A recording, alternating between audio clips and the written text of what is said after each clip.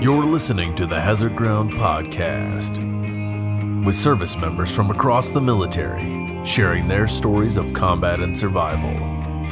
And now, here's your host, Mark Zeno. Welcome into the Hazard Ground Podcast. We appreciate you joining us each and every week. Happy holidays to everyone out there. Before we get started with this week's episode, just a reminder, follow us on all the social media sites, Facebook, Twitter, and Instagram, at Hazard Ground Podcast. Keep up with the show, everything we have going on. Also, reminder, since it is the holiday season, you're going to do a lot of your shopping online about our great partnership with Amazon. Go to our website, hazardground.com, and click on the Amazon banner right in the middle of the homepage there. Do all of your normal Amazon shopping that you do for your family, friends, loved ones, whatever it may be. You do your shopping that way through hazardground.com, clicking on the Amazon banner. We get a percentage of everything you spend, and we donate it right back to all the great organizations and charities you've heard here on the Hazard Ground Podcast. So just by doing Christmas shopping with the Hazard Ground, you guys can help out veterans and veterans organizations all throughout America. What an easy way to do it. Once again, hazardground.com, click on the Amazon banner, do your shopping, and you'll be helping out veterans everywhere. What a good way to feel about yourself as the holiday season is in full swing. Also, if you're looking for some last-minute gift ideas for that reader in your family, go to our website, hazardground.com.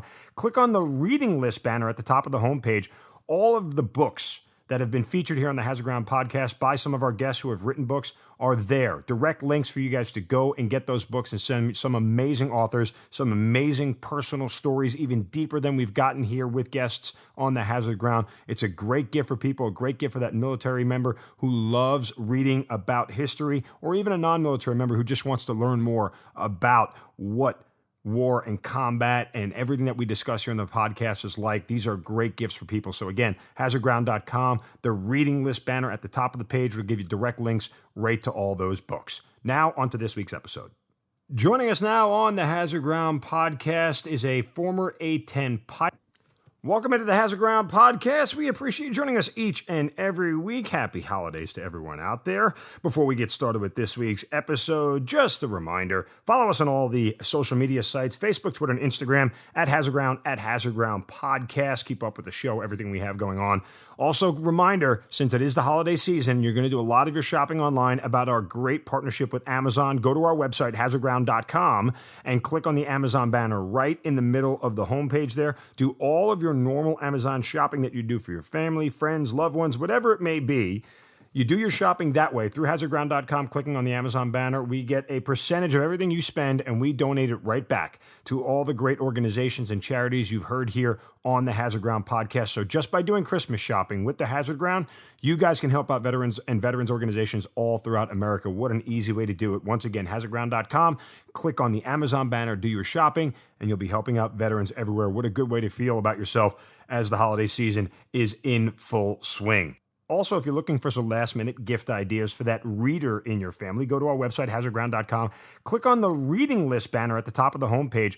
All of the books that have been featured here on the Hazard Ground Podcast by some of our guests who have written books are there. Direct links for you guys to go and get those books and send some amazing authors, some amazing personal stories, even deeper than we've gotten here with guests on the Hazard Ground. It's a great gift for people, a great gift for that military member who loves reading about history, or even a non-military member who just wants to learn more about what war and combat and everything that we discuss here on the podcast is like. These are great gifts for people. So again, hazardground.com, the reading list banner at the top of the page will give you direct links right to all those books. Now, on to this week's episode.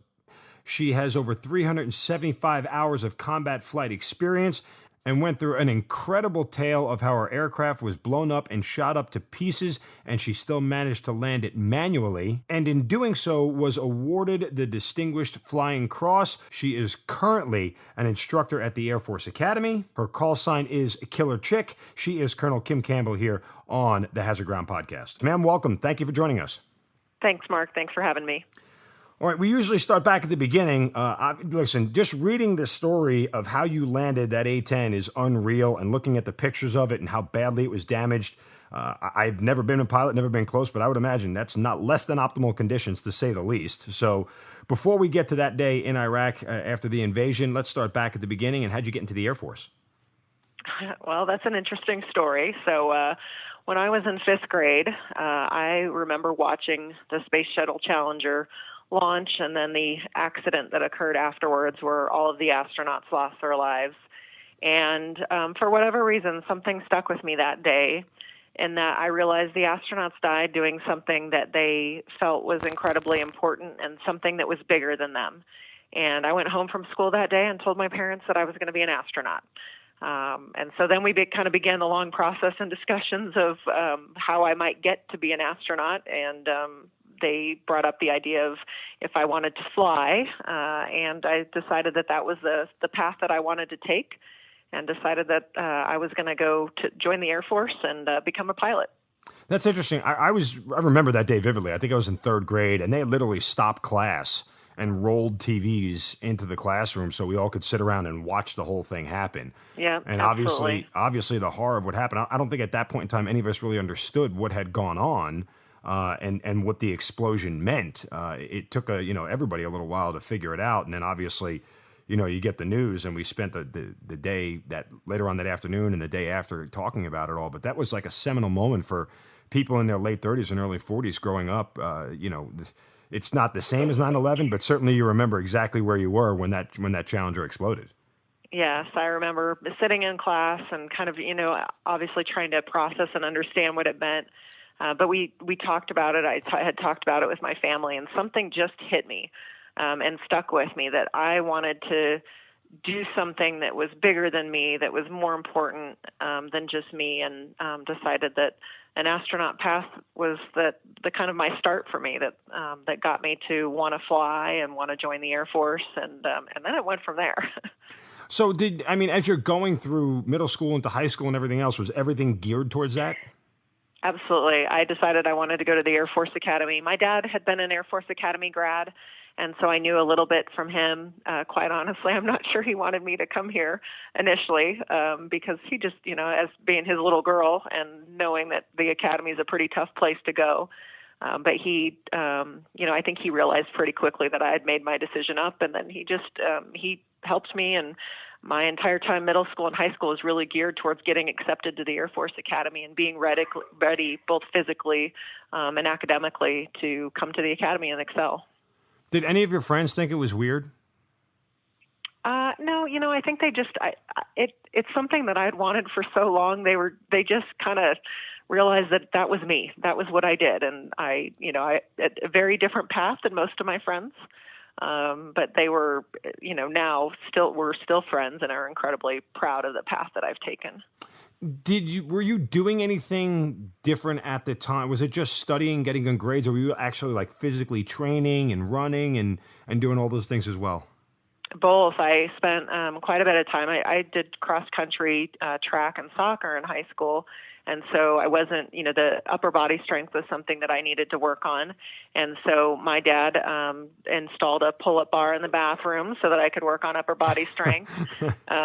We bought combat boots, and we would go running in combat boots just to, know how that feels. And so he really just got me ready and prepared. And it was a lot of fun. It was something fun for us to do together. And, I was able to come here and not have a problem with any of the physical events. And on the academic side, it was just kind of preparing through high school and being ready for the high level of classes that happen here. Looking back on it, do you think you would have had such an easy time at the academy if you didn't have your dad, somebody who went there and put you through all that stuff? Do you still think you would have done it?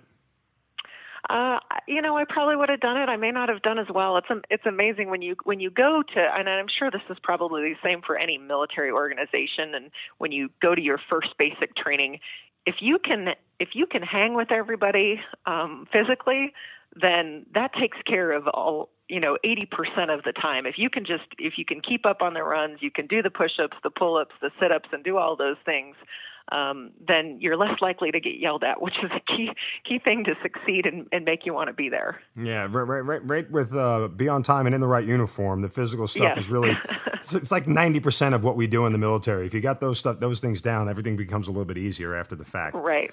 Okay, so take us to the end of high school and the process of applying for the academy and getting in and what that was like.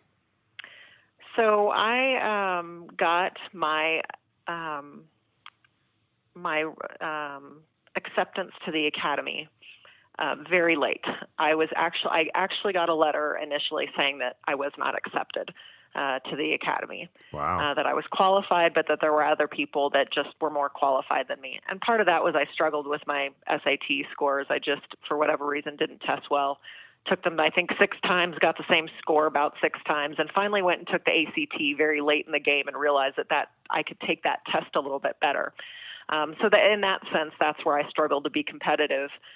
So I got a letter saying that I wasn't that I wasn't going to be accepted to the academy. I was incredibly disappointed.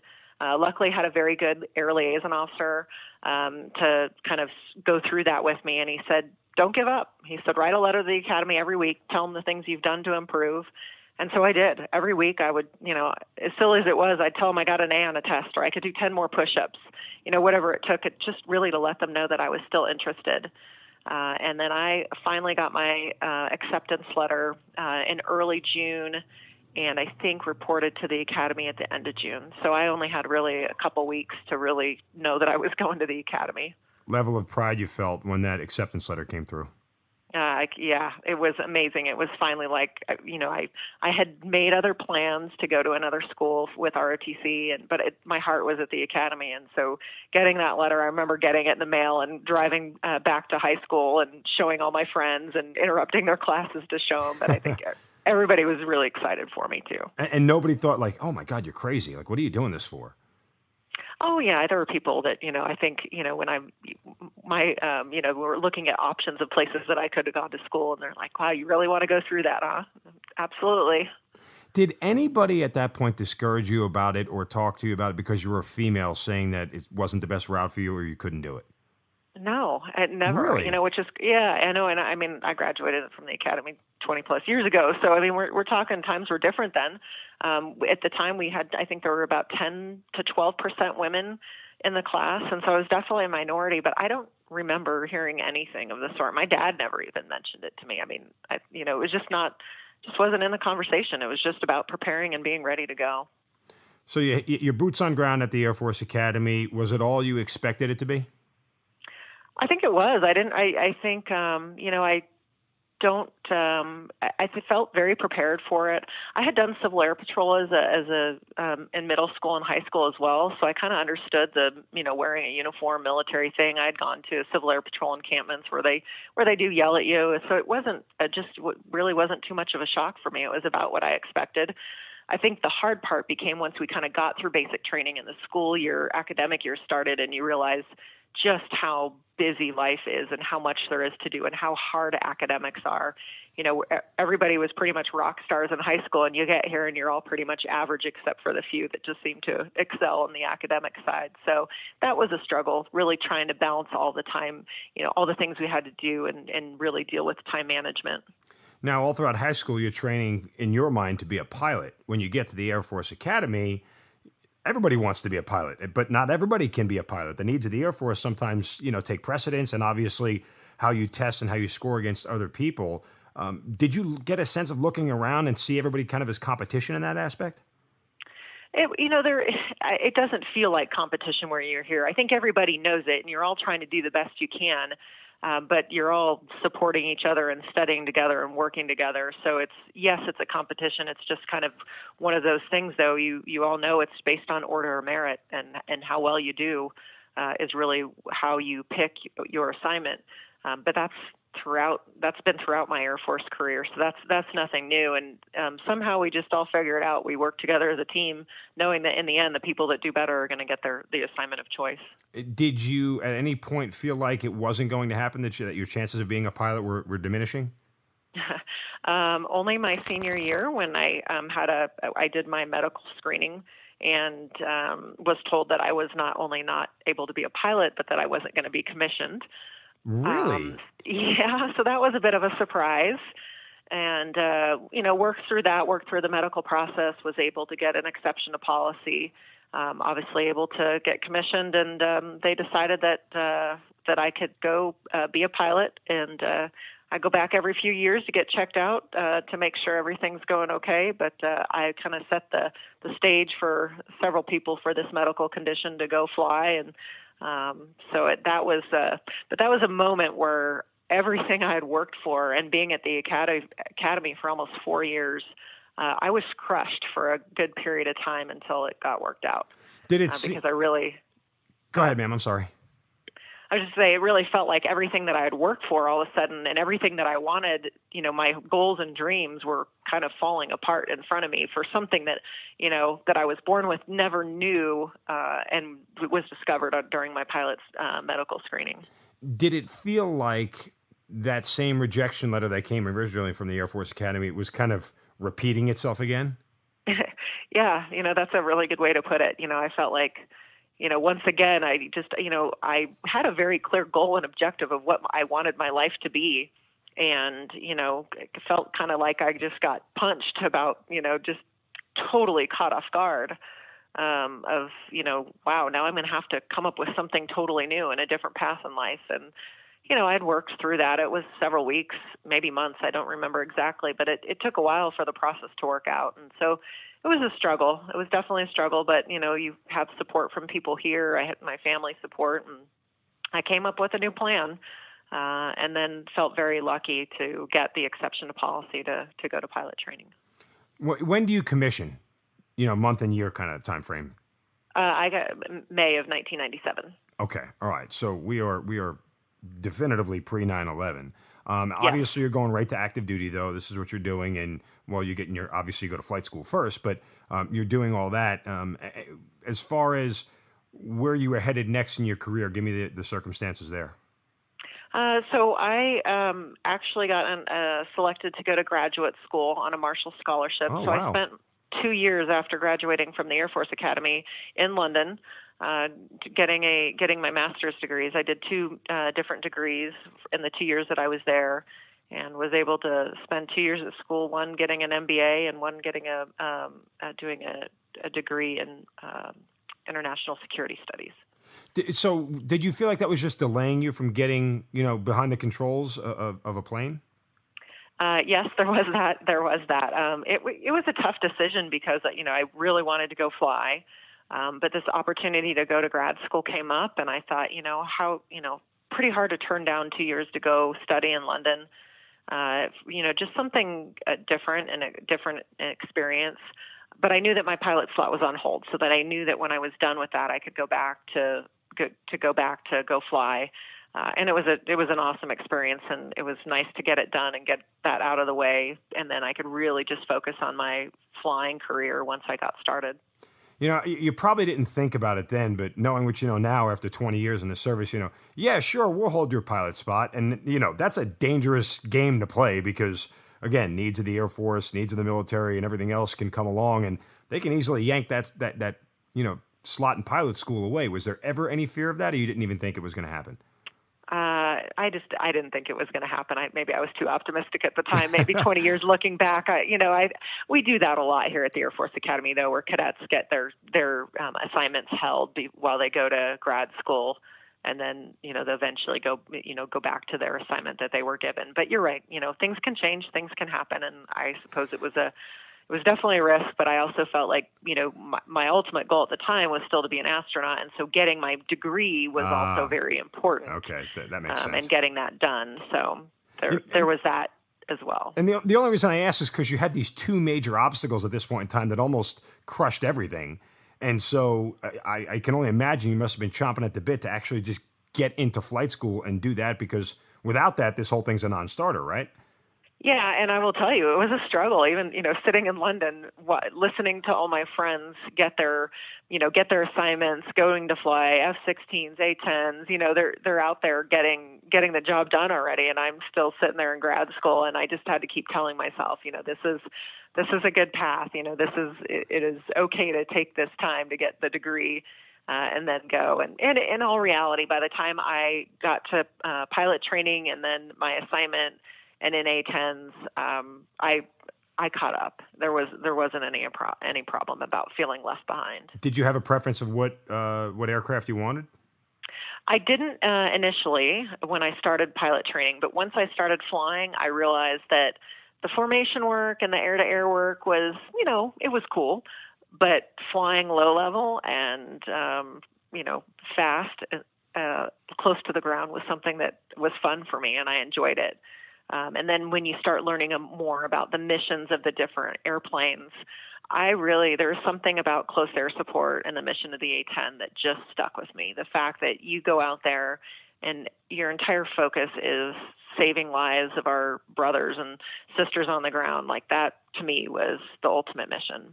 And so that's why I like the A-10. Forgive, I'm not familiar with Air Force after nearly 20 years as an Army puke, but when you're doing that mission that's close air support close to the ground, that seems counter to being an astronaut, which is way high up above that. Did that sort of determine a career path for you afterwards? Did that take you out of the astronaut game?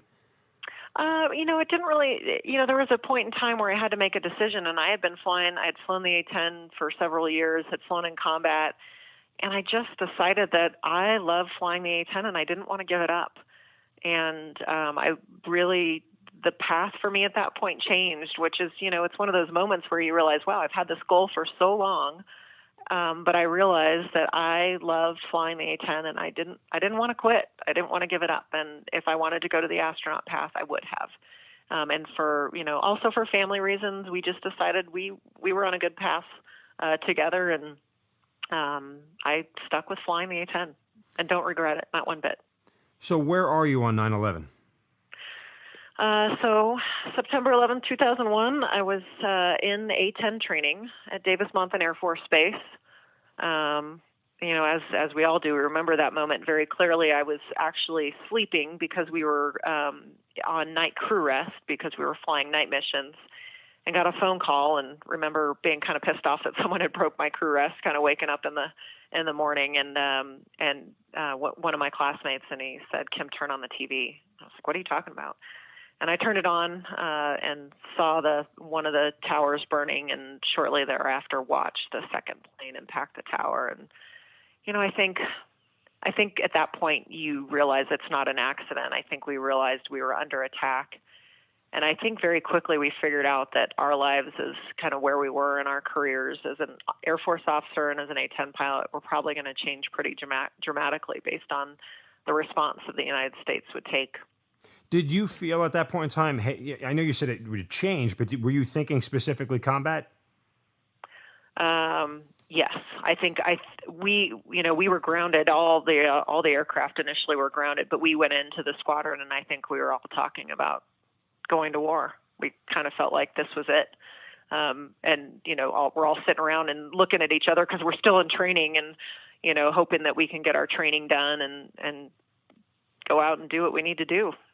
So often, and I can recall it too in the early stages of my career when you talk about, going through school and everything else, and in the pre-9/11 world, they talk about, well, this is how it goes in combat, and this is what happens in combat, and it seems like such a notional fantasy at that point in time when you have to flip that switch and all of a sudden combat becomes real and the specter of it becomes real. Did you feel like you weren't ready for combat? Did you feel like you needed more, or was this one of the things at the moment you felt like, okay, let's go, I'm ready to do this? I think you're so focused on just being a good pilot, you kind of forget about what that actually means. You focus on your mission and being a good pilot and how do you execute the mission. Once you arrive in the location where once we actually deployed, I think it sunk in. I will tell you the moment it sunk in was when my squadron commander looked at all of us and said, "None of you are flying until I get letters that you write home to your families in case you don't come back, and you will not step out into an aircraft until I get that letter." Really? Yes. And so that for us was, all of a sudden kind of the switch. We showed up in Kuwait. There were lots of airplanes. We kind of knew there was this talk of war, but until you make yourself sit down and write a letter to your family, that for us, I think, put everybody in this mindset of like, wow, this is the real deal. It might be go time. I'm curious about this. Do you remember what you wrote? Did you write just one letter for everybody? Did you write specific letters for specific people? Do you remember any of that? I do. I wrote a letter to my husband. I wrote a letter to my brother, who's 8 years younger than me, and I wrote a letter to my parents. And I have the letters because our squadron commander gave them back to us. But I don't remember what I wrote. And You've never gone back and read them? No. Really? Never even had an inkling to go back and say, what was I thinking at that point in time? Yeah, they're in there. I think someday I might, but right now they're just in my box of things that I deployed with.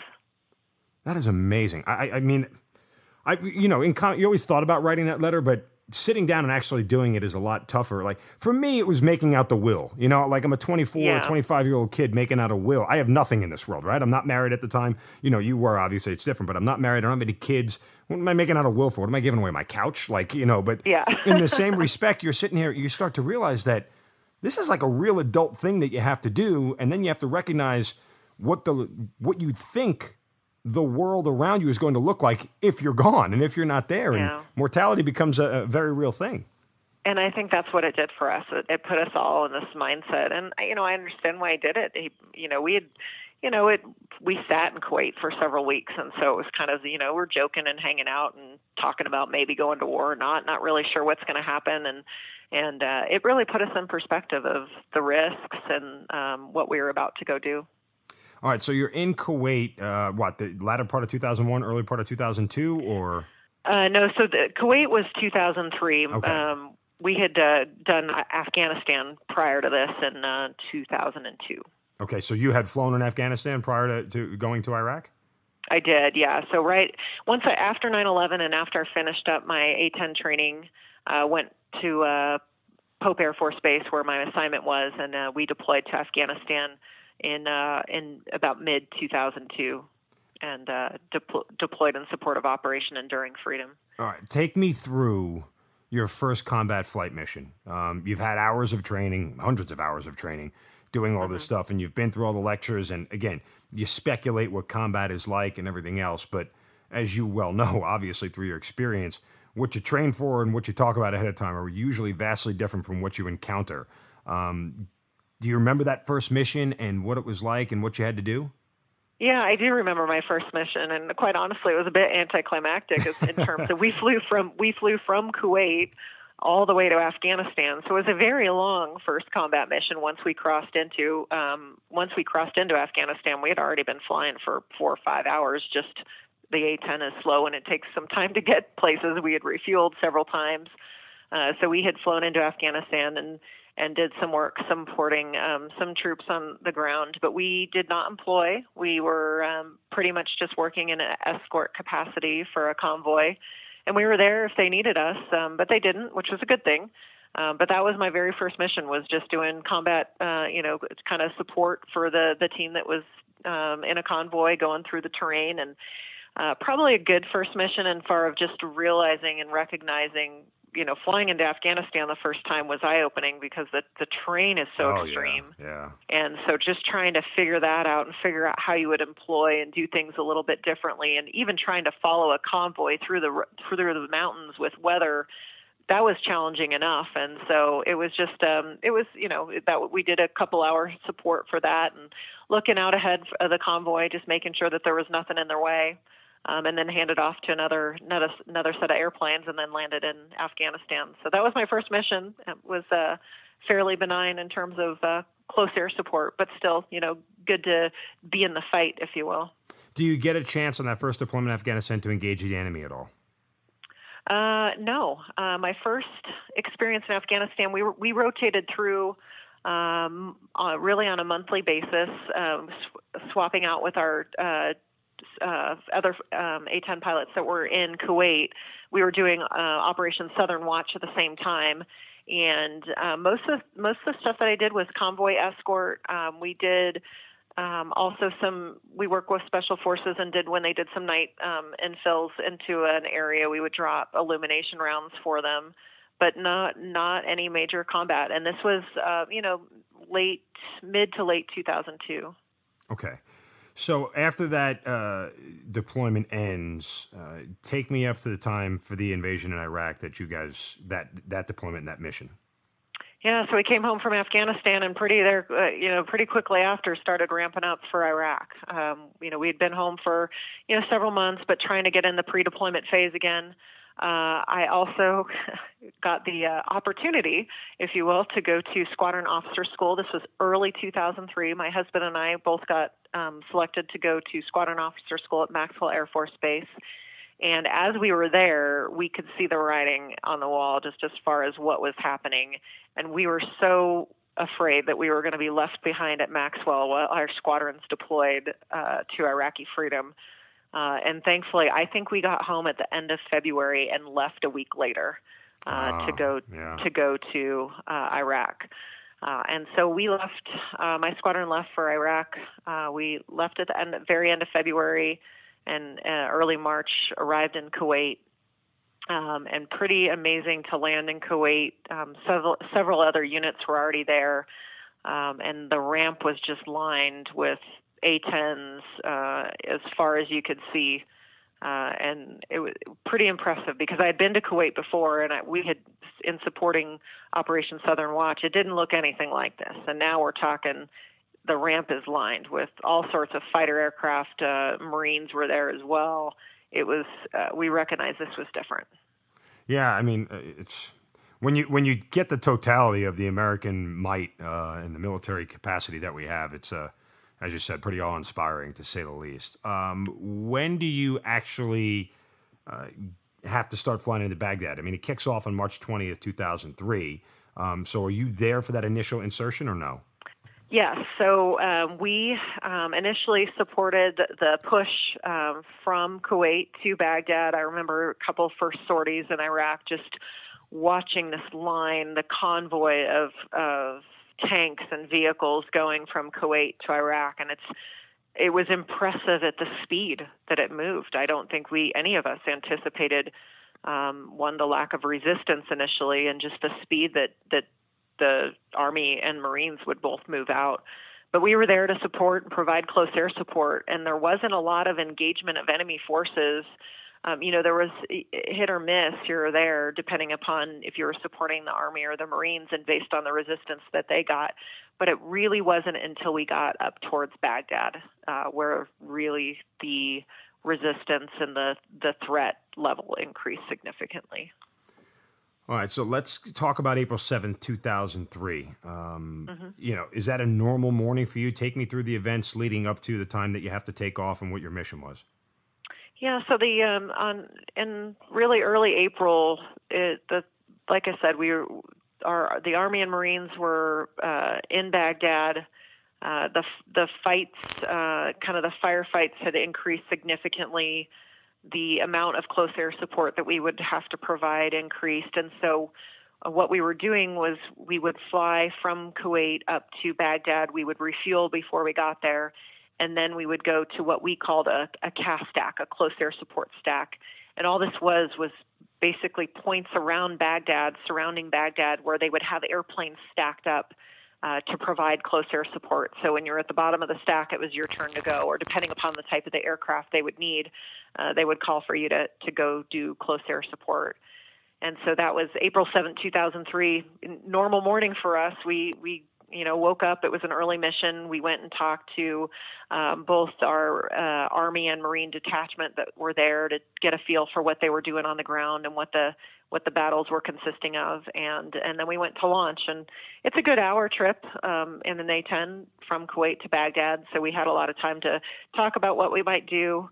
And then as we're approaching Baghdad, the weather is just horrible. I mean, it's to the point where the tops are about 20,000 feet. The bottoms, we're not even sure because we can't see the ground below. And we're struggling to find our tanker to fill up and get gas. We finally find the tanker and get gas. But we're talking about the fact that we don't even think we're going to be used this day because it's just the weather's not great. We're not sure we can get below the weather.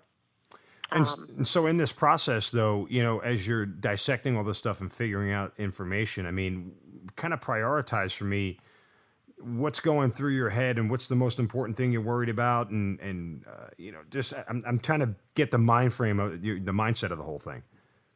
Yeah, so I mean, we're struggling with the weather. So the weather is, we're trying to figure out how we're going to employ with that. We're kind of talking through that.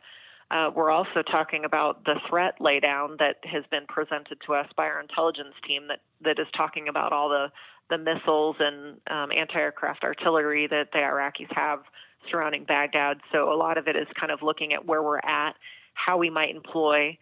And then we get the call that initially is just a call that wants us, they're tasked us to go look at some tanks and vehicles they thought might be acting as a command post. And we're talking a little bit back and forth, plotting the targets on our map or the location on the map and looking at the threat and trying to really talking about the weather. Are we going to be able to see anything at all? And that's so we start proceeding to those coordinates and then that location, really just trying to figure out how we're gonna do this. And that's when we get the call on the radio from one of the ground controllers, which we now call Joint Terminal Attack Controllers, JTACs. And he says, "My guys are taking fire. We need immediate assistance." And for us, that's go time. That's, for a pilot, that means for me, the hair on the back of my neck is standing up, the adrenaline's pumping, and it's go time for us. Now, was this your first technically engagement of the enemy at this point? No, I had done some weapons delivery before that, but this was my first troops in contact. So I had done some close air support where we were, taking out some buildings where they thought enemy was located, but nothing to the threat, the risk was very different in this situation.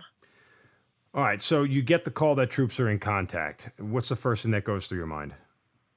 How fast can we get there is really, we need to get there now is really kind of the first thought is how can we get there as quickly as we can to help these guys out? And at that point, we're pretty close to the location already. We had plotted it on the map. We're fairly close by. We're starting to see a little bit of the ground below. And so we talk about a plan. We kind of come up with a plan that we're going to fly right over the target area and then look and see if we can find some holes through the weather to get down below the weather. And we see some breaks in the clouds. And so we're at this point, we're concerned. We got to find the friendlies. We got to figure out where they're at, and then we got to find the enemy location. And ma'am, all this is happening actually while in flight, correct? Oh yeah, this is while we're flying. And so the ground controller tells us, he said, "Look, I got friendlies on the west side of the Tigris River, and then we've got members of the Iraqi Republican Guard. They're on the east side of the Tigris River. They're hiding underneath an overpass, and they're shooting rocket-propelled grenades into my guys." And so that was what we knew going into this. And so my flight lead goes down below the weather. He finds a hole, and he tells me, "All right, you come down below the weather. I'll be on the west side of the river. You stay on the east side." And he said, "And keep your jet moving." And that really should have been my first indication that something was different. We generally try to keep our jet maneuverable, just prevents us from getting hit with small arms fire and the like. But as soon as I got below the weather, I could see the Tigris River very clearly. It was a very identifiable feature where our friendlies were on the west side and Republican Guard was on the east side under an overpass. I couldn't see them, but I could see the bridge and I could see the overpass where they were at. But almost immediately I could see this firefight going across the river. And that was a first for me to see just flashes going across the river, talking to the guys on the radio, listening to them talk about where they're taking fire from. And then very quickly, I also started to see puffs of smoke coming up around me, white puffs, gray puffs of smoke, some flashes. And that's when I realized they're shooting at us too. And so that put things in perspective a bit. When that happens, the first thing, obviously you're recognizing that you're taking enemy fire, but is there fear at that point? Is it just adrenaline? Do you just training kick in? Where is your head? I think for me, we're so focused on supporting the guys on the ground that it's training. You remember, you talk about these scenarios, you plan for these scenarios and you practice them. It's totally different when you're actually getting shot at as opposed to simulated getting shot at. But I think, you really just focus on the task at hand. And for us, that's what we did. We talked about how we were going to get in and shoot Iraqi Republican Guard underneath an overpass, how we could keep our jet moving so we weren't as predictable. And we planned to do a couple passes and put down both 30 millimeter Gatling gun and high explosive rockets down on the enemy location. And that we would then kind of climb up and reassess. But the whole plan was to kind of keep our jet moving. We'd get our nose underneath the nose of the airplane, get down low so we could get underneath this overpass. When I say overpass, think urban city, any downtown environment you're in where a bridge goes across the river. This is a completely urban environment, and regular cars are driving across the bridge at this point. And so we're really focused on really just trying to make sure we're very accurate with our fire to get it underneath the bridge and not damage any of the civilian infrastructure around us. All right, let me pause on a couple of things here because Sure. there's a lot to digest. You seem to present that the conversations that are going on between pilots are very matter of fact. I can tell you from experience, when bullets start flying, conversation and communication is the first thing that goes out the window just by the nature of what's going on, and it becomes very chaotic. But you seem to have this calm about these conversations as if they were very routine. Was it that way, or was there chaos? It was a little bit of both. I mean, there was I think, when you listen back to the audio tapes of this, the inflection in our voices definitely rise. I mean, there's definitely a lot going on. It's a very quick conversation back and forth about what we're seeing and what we have to do. And we're trying to do it all very quickly because we recognize, one, there's a risk to the troops on the ground that we're there to support, but we also recognize the risk to us. And so we're trying to balance that. But this is what we train to do. For an A-10 pilot, this is our bread and butter. I mean, this is what we do. And so we try to remain as calm as you can and make it look as much like training as you can, but also understand the risk at the same time. Yeah, just you're saying it and I hear it. I just, in my head, just from personal experience, I'm like, it doesn't ever really work that way. But it might be different in aircraft. I don't know. I mean, usually when there's people on the ground and, there's 2 or 3 people with radios, everything gets very hectic and it's hard to decipher who's really talking at certain things. All you're trying to do is focus on, the enemy and where the fire is coming from. But, the aircraft of it is fascinating to me because you're moving literally faster than sometimes the battle does, right? Right. And for us, right now we've shut everybody out as far as the only people we are talking to is the controller on the ground and then the 2 of us. And so we try to shut everything else out. We kind of make the immediate call back to the controlling agency to let them know kind of the firefight that we're in, but that's it. And then we shut all of that out and our focus is on the guys on the ground. Any reservations about, and I assume it's a button inside the aircraft, but hitting the button to fire back on the enemy? Any pause, any, just sort of like, wow, everything's going to be different after this kind of deal? No, not at all. These are bad people that have done horrible things and they're trying to take out Americans. Like in my mind, there's no hesitation, no concern. It is about saving American lives and getting Americans home safely. That was it. When you reflect back on it, any sort of those feelings that, are you different now after you've done that mission? I'm incredibly different from the mission. Well, yeah, I mean, I meant from the firing aspect. I know obviously everything else we'll get to in a second, but from the standpoint of pulling the trigger. Because it's something we talk about a lot here on the podcast, man. Simply that, look, combat's unforgiving and it's either you or them and you're taking care of the guy next to you, but still the decision to fire a weapon at somebody is in and of itself, life altering. Yeah, I think, the difference in an airplane and from being on the ground, and I don't know what being on the ground is like, but it's a little bit more sterile. I would think so, yeah. There's less personal. Right. You're not as close. You don't see the immediate aftermath. And so I think in that sense, it's a little bit different. But for me, it was just, there was no hesitation. And I look back at it and don't look at it as killing the enemy. I look back at it as on saving American lives. A good way to look at it. All right, let's return back to, you recognize you're taking enemy fire. When do you recognize, or do you know exactly when you've been hit? Yeah, I know immediately. So we had done a couple passes each. In fact, at this point, I had done a rocket pass. And we were actually talking on the radio about it's time to climb up. We need to get some energy back because at this point we have come to this fight fully loaded. We have a full load of gun. We have bombs. We have missiles. We are full of gas. We're heavy. And an A-10 heavy down low trying to climb back up to altitude, is difficult. We call ourselves a pig for a reason. It's difficult to climb back up. So we're trying to get our energy back. We're talking about climbing back up to get above kind of the immediate firefight and reassess how our guys on the ground are doing. And I have come off target at this point and in a left-hand turn, and I feel and hear the loud explosion at the back of the airplane. And I know immediately I've been hit. There's no doubt in my mind. I guess I could equate it to like getting rear-ended at high speed. Sure. It completely dumps the airplane nose low, and immediately the airplane is not responding. So I'm moving the stick. Nothing is happening. I'm looking at Baghdad below through my cockpit, recognizing that I don't want to eject because this is where I've just been strafing and firing rockets on the enemy. All these things, these are like matters of seconds, but these things are going through my mind.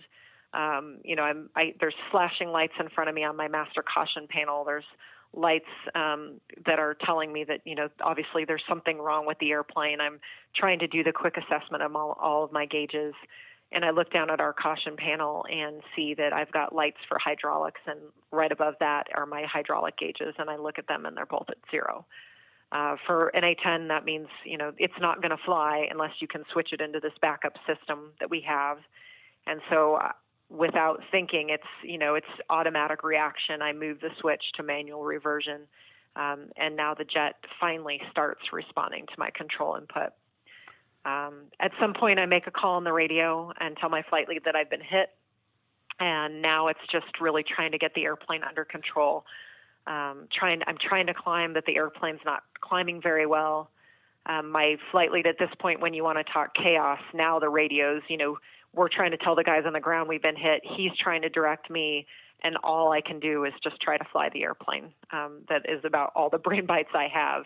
And so he tells me to climb and go west because he's thinking I'm going to have to eject and hopefully can eject over the friendlies. And I tell him that I can't climb. I just am struggling to climb. And so I emergency jettison all of the ordnance off the airplane, and it goes down so that I can get some lift and start climbing again. And then really just trying to get the airplane maneuvering and climbing out and away from Baghdad is my first priority.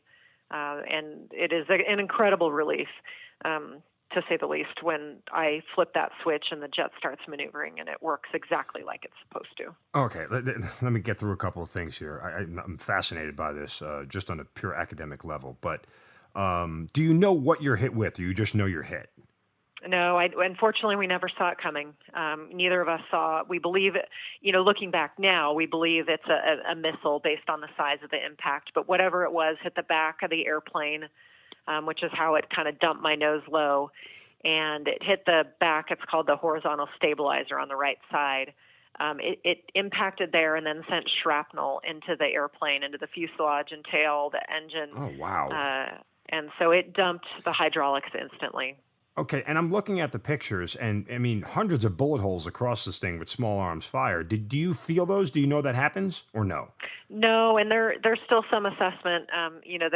They think most of that was probably shrapnel versus small arms fire. Oh, really? Yeah, so that when the missile exploded, it sent shrapnel, and so all those holes that you see, they believe are shrapnel from the missile. They look too bullet-like to not be a bullet hole. I mean, it's very circular. Yeah, and it's possible there could be some of that in there. Unfortunately, at the time, we weren't sending teams to go assess what we got hit with. They're just the only people that could come into Kuwait were people that were warfighters. And so the team that was there to try to assess it, we just never had anybody able to take a look at it. Any moment of fear when you realize the aircraft is not responding? There were a lot of moments of fear. People asked at the time, like right when I got back, they're like, "Were you scared?" And I thought, no, I just, it was just reaction. I go back and listen to the audio again. I can hear in my voice, I'm scared. But yeah, it was fear of ejecting in Baghdad. I mean, the thought of what could happen is horrible. Sure, yeah. And so there was a lot of fear at that immediate moment, just, not wanting to eject right where you're strafing the enemy. And then, then you just try to compartmentalize and kind of just focus on the task at hand of flying. But then even after that is the fear, once we got out of Baghdad, now it's the fear of what next? What am I going to do with this airplane? and the fear of trying to land, the fear of making a decision and making a wrong decision about trying to land or eject once I got to friendly territory. So, I think it's scary. It's terrifying, quite honestly, but it's what you do with that fear in those moments that's really what it comes down to. You said you dumped all the ordnance. Am I being naive in thinking that when you dump it, it still explodes? No, it dumps. It actually jettisons safe. Is the way all right. we jettison it. So. All right. So, at what point in time do you breathe a little bit easier, realizing that okay, the plane is responding? I feel like I have control over the situation. I don't think I breathed a little easier until I got out of Baghdad. In my mind, if I could just get out of Baghdad, if I had to eject, my chances of survival or escape would be much greater if I could just get myself out of Baghdad. And keep in mind, we still have this weather deck. So once I got above the weather, I just felt a little bit better. I felt like for the most part, they were shooting at us based on seeing us. And so even as we were trying to get out of Baghdad, they were still shooting at us. And so, trying to keep the jet maneuvering in manual reversion, which, oh, by the way, is like driving a dump truck without power steering. Like this isn't easy. It was incredibly difficult to just try to get the jet to maneuver. And so just, fear of getting hit again. And so once we got above the weather and slightly out of Baghdad, I think that was my first kind of, okay, I have at least made it here. I'm envisioning you, mentally going through all these checks and realizing the situation, but at the same time, you keep like looking at that eject button as if to say, I'm going to reach a point of critical mass here where I have to hit this thing or things, I might not make it out alive. How close were you to at any point in time hitting the eject button? Were you staring at it? Were you looking at it? Or just you were saying, I'm not ejecting over here. I need to get out of here first. I think I looked, so there are ejection handles in our seat, and so you have to pull both of them at the same time, right. But instantly the seat goes. And, I remember looking at them and thinking, I don't want to use those. I really, there's got to be a way I can get this jet flying. And again, this is matters of seconds that we're talking about here in the decision. But that was, I remember that moment. And then even after I switched to manual reversion, when the jet wasn't climbing, until I could get some, the jet is now maneuvering, as in I can maneuver it and it's responding to me, but I'm still not climbing. So until I dumped the ordnance off and I started to get away from the ground, there was that fear that I would potentially have to eject, which is why my flight lead was so important in telling me go west, because he wanted me to either get over the river or get over the friendlies, so that if I came down in a parachute, I would have a better chance of survival.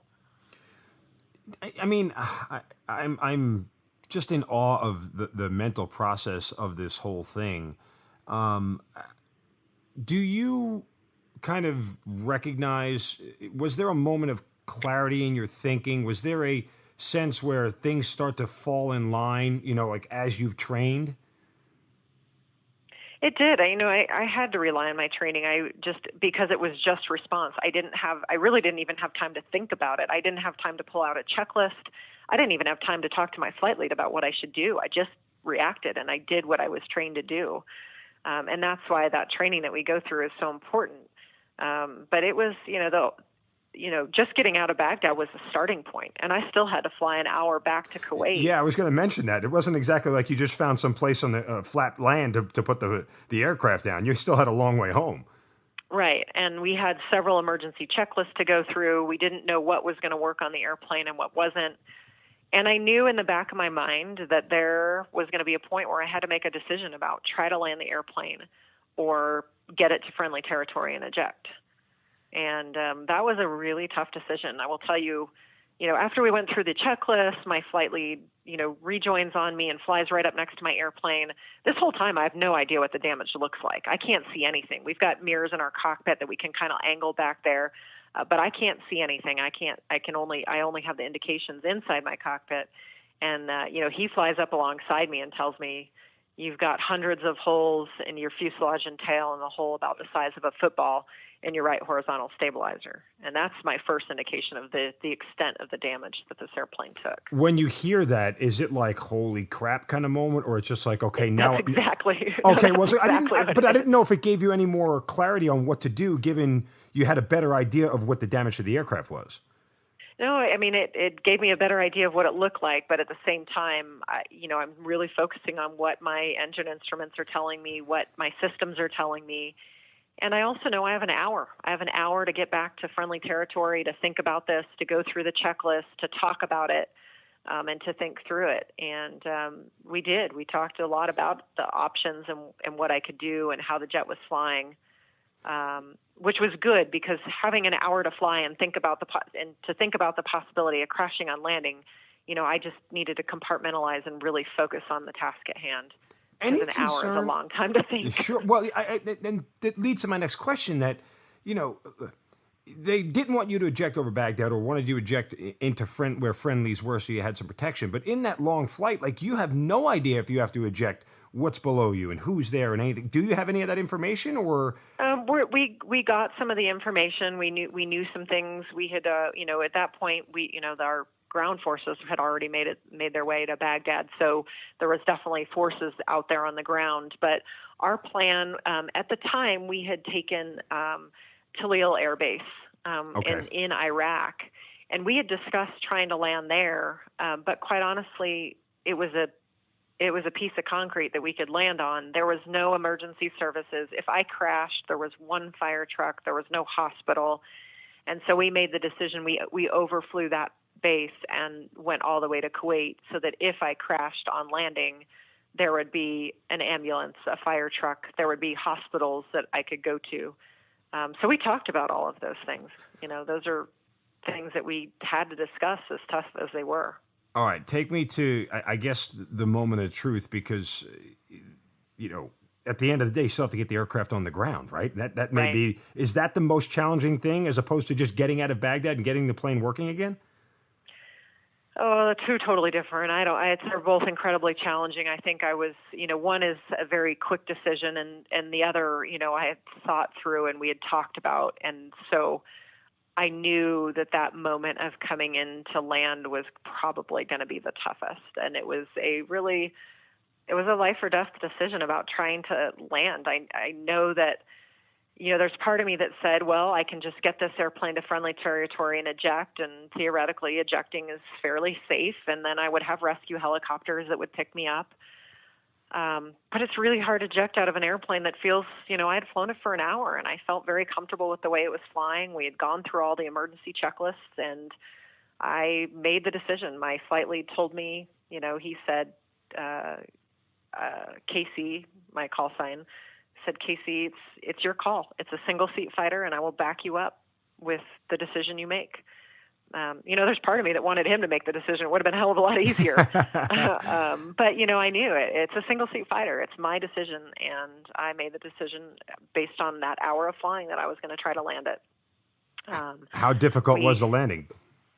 Well, Kuwait, standard dust storms that are associated with Kuwait and Iraq. We had the weather and visibility was a little bit rough, but on the positive side, once I found the runway, the winds were down the runway. I had my flight lead very experienced with me, and I knew we had gone through the checklist. My airplane was actually flying better once I got it configured, meaning the gear were down, and I slowed it down. It felt very comfortable flying it.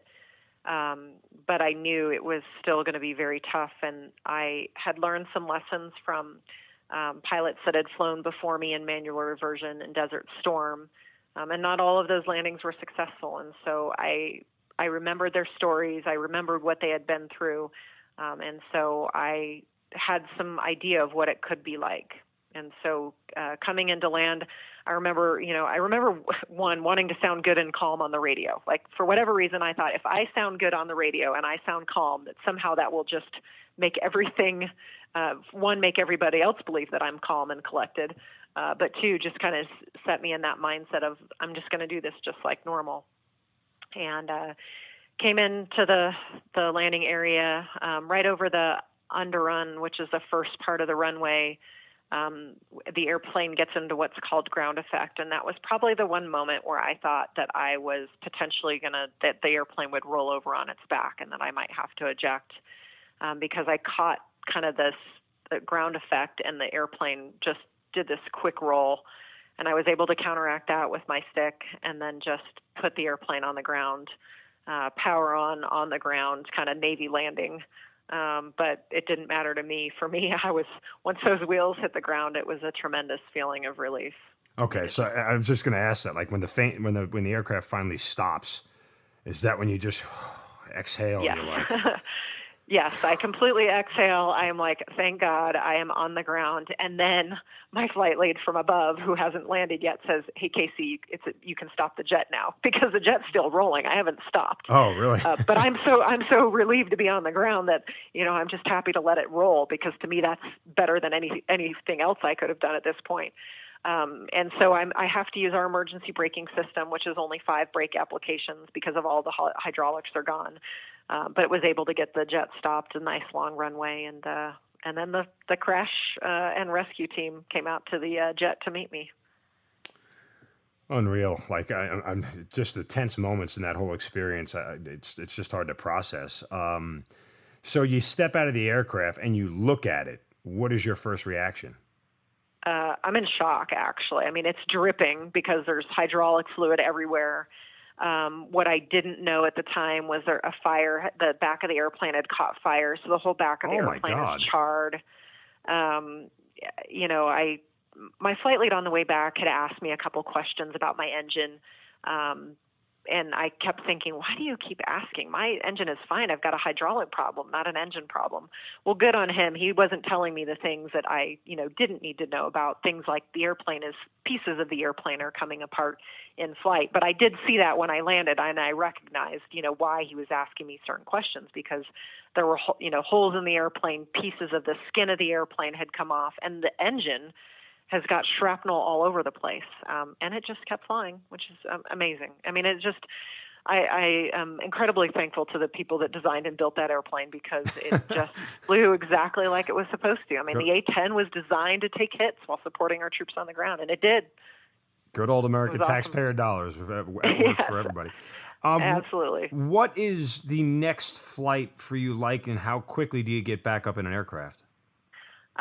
So on a positive side, I ended up flying the next day. Really? I was sitting combat search and rescue alert. So that's another one of our missions that we would do. And so we weren't tasked to fly. We were just tasked to sit CSAR, combat search and rescue alert. And we usually means we sleep most of the day and relax. But on this day, an A-10, we got the word that an A-10 had been shot down right up back in Baghdad where I was. And it was reaction at this point. We ran to the jets, we got into the jets, got them started, and took off as fast as we could, trying to gather the information about the pilot, where he had gone down, and where the rescue helicopters were going to be, how he would meet them, how he would pick them up. And so it was all just reaction and movement and trying to get information. And about 30 minutes into Iraq, we got a call saying that we could turn around because he had been picked up. He had been picked up by actually American troops on the ground that had watched his airplane go down into the ground, and they picked him up. But I will tell you, it was probably the best thing that could have happened. Get back in the airplane, didn't have a lot of time to think about it, just react. And, quite honestly, I knew those guys, the CSAR guys, were there for me the day before, and they would have come pick me up. And so there was no doubt in my mind that we were going to go do the same for him. You were awarded the Distinguished Flying Cross for your efforts in landing the plane, and obviously, the close air support that you provided. How quickly does that happen, and what was your reaction to being told that you were awarded the medal? It was a couple months later that we got word about the Distinguished Flying Cross, and I mean, it's an incredible honor. It's incredibly humbling, because if you look at the people that were awarded the Distinguished Flying Cross and the things they have done to get it, I just, for me, I felt like I was doing my job. That was what we do. We support the troops on the ground, and sometimes it means that pilots take, risks to do that. But it's an incredible honor. But I will tell you, the thing that means the most to me is I have a couple notes, and one is written on a napkin, and it says, "Thanks for saving our ass over Baghdad." And to me, that is what it's about, more than anything. I don't know why I want to return to this, but I kind of just, in doing the research on your experience and everything else, Did anybody at all, at any point in time, question your aptitude because you were a female or look at you differently or anything else? I mean, you said you didn't get any of it earlier on. Has any of that ever circled back in your career at all? I've gotten a lot of questions about it, certainly. And I think, people are always wondering what it was like, what's it like to fly a fighter as a female. And, for me, I don't know any different. I mean, I sound different on the radio, that's for sure.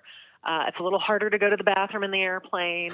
There are things like that. But in all reality, these are the guys that I deployed with. I mean, we went to combat together. I mean, they're my brothers. Sure. And we will, we'll do anything for each other. And I think if you are competent and credible in the airplane, then the rest takes care of itself. Makes sense. Obviously, you're still serving all these years later, currently an instructor at the Air Force Academy. You never any thoughts about going in a different direction in life? This is what you love? This is what you always want to do? No, this is absolutely what I love. I've loved being an A-10 pilot. I have flown my entire career. I just finished up some time flying in the airplane at Davis-Monthan Air Force Base, where we train A-10s to be A-10 pilots to be A-10 pilots, and that's their first experience flying. And I feel like I have a lot to share, a lot to learn, a lot to share from what I've learned in my career, and I've enjoyed teaching other pilots. And now I'm at the Air Force Academy teaching cadets and talking to them about what it's like to go to combat, what warrior ethos means, and setting them up for success as they go out the door as second lieutenants.